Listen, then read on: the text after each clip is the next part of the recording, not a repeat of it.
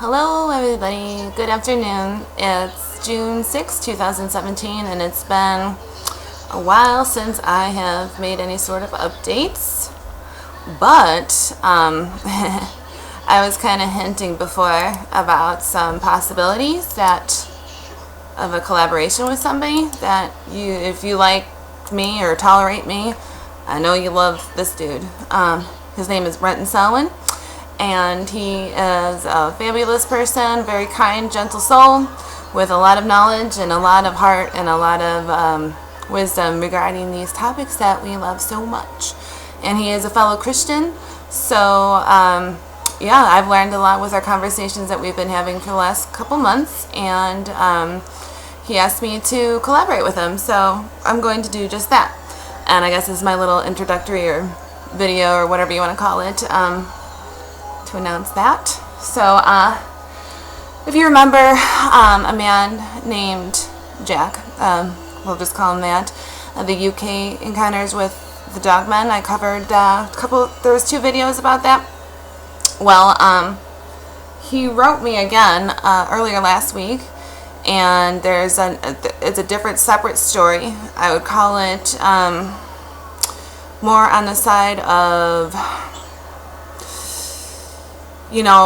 maybe resurrection technology, soul transfer type of thing. Linda Moulton Howe likes to get into that a lot. It's a very fascinating story. I've had a lot of strange experiences with people approaching me too. Back in the 90s when I was in high school, I graduated, well, I'm going to tell you my age now, but I graduated in 2000.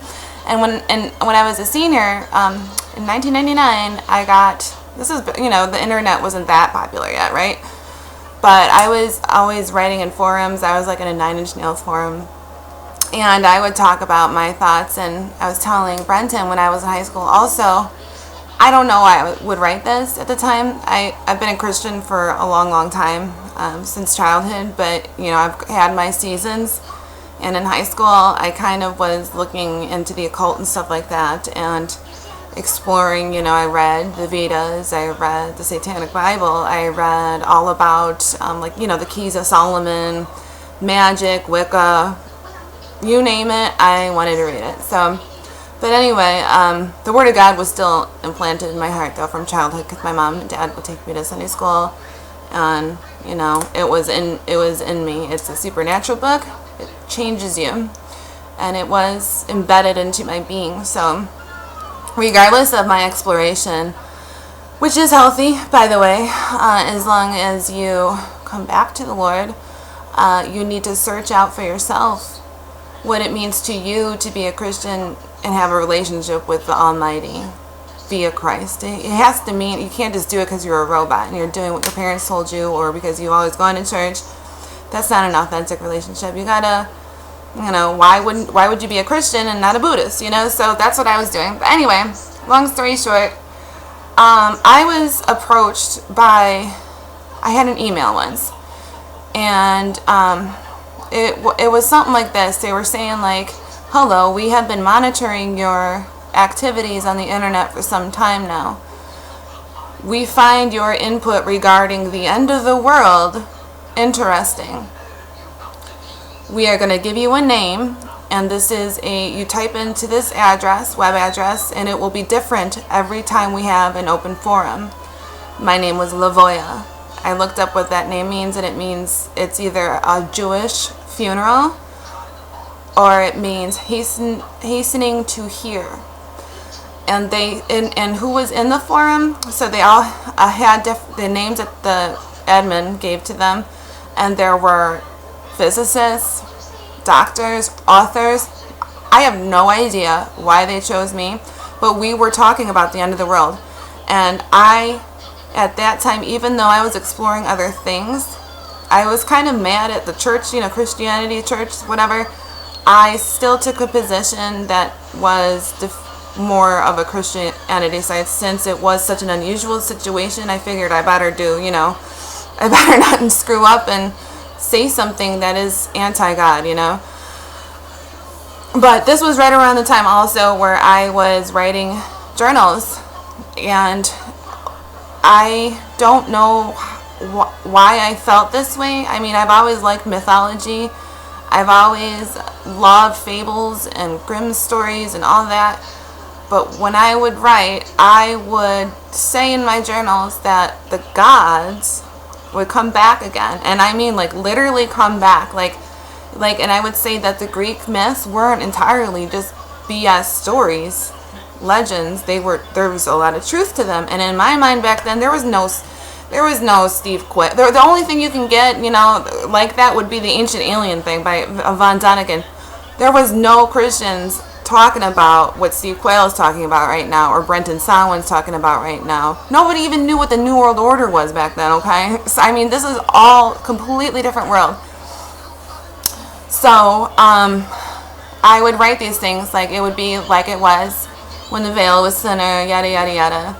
And I would, when I went on these forums, these online forums, I would just kind of let myself go into that mode where I would be writing like that. So I don't know. I mean, to this day, I wonder what that was. But anyway, so this man, Jack from the UK, you are familiar. With those videos that I made about his Dogman encounters. But I'm only going to give you a teaser right now because Brenton and I are going to talk about this. He's a musician like me, this man. And he was approached by an intelligence officer. And the intelligence officer at this gig insisted that he knew this Jack fellow. And I'll just give you the first snippet here. It's a teaser. In the 1980s, I ran a rock band doing the commercial circuit in England. We were expanding our operation down to London, and found ourselves hired to play at the officers' club of a very famous UK prison. I won't say which one, but it is a place with a well-deserved reputation as a hellhole, in which many of the inmates are either insane or borderline crazy. In consequence, many of the prison guards hired to secure such a place are ex-UK Special Forces SAS personnel. We had not long unloaded the van and got the gear set up when one of these big tough guards came up to me and called me by my name, and he got it right. And that's odd. I have never lived in London, didn't know anyone there, and hardly ever visited the place.